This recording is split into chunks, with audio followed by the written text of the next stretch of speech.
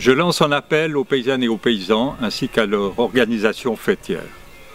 Le 17 août dernier, à 6 h du matin, la radio nous apprend que dans un récent sondage, les initiatives sur la souveraineté alimentaire et le commerce équitable sont quasi plébiscitées à plus de 70%.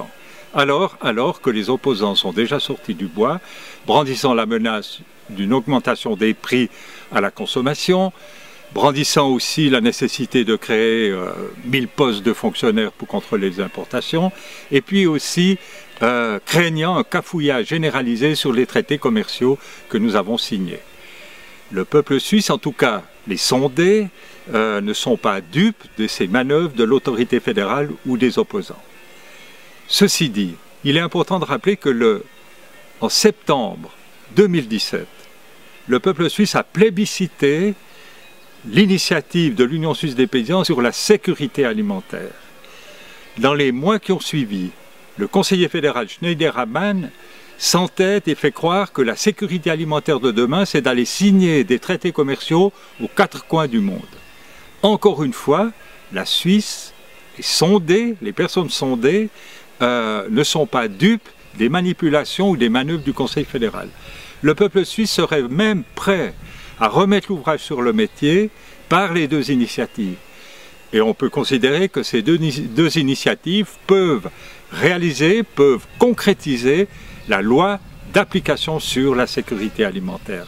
On peut considérer aussi que le peuple suisse a pris conscience de l'importance d'avoir une agriculture de proximité qui garantit la transparence et qui garantit la qualité de l'alimentation.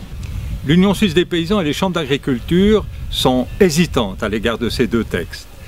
Elles craignent un mauvais résultat, ce qui pourrait venir renforcer la position de l'autorité fédérale. Il serait quand même regrettable que les paysannes et les paysans de ce pays ne soient pas partie prenante à cette réussite qui va sceller l'avenir de l'agriculture dans la durabilité.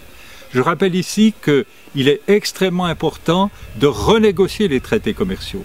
C'est important de rappeler que les traités commerciaux, ils sont signés par des hommes et qu'en tout temps, ils peuvent être rediscutés, en tout temps, ils peuvent être renégociés et qu'il y a nécessité, de par les urgences, d'intégrer des dimensions de protection de l'environnement, de tenir compte du réchauffement climatique, de tenir compte de l'appauvrissement de la biodiversité, et puis, ça a été de plus en plus prouvé, l'agriculture de demain, le ravitaillement de demain de la population, ça passe par le maintien partout dans le monde d'une forte population paysanne, une agriculture à dimension humaine.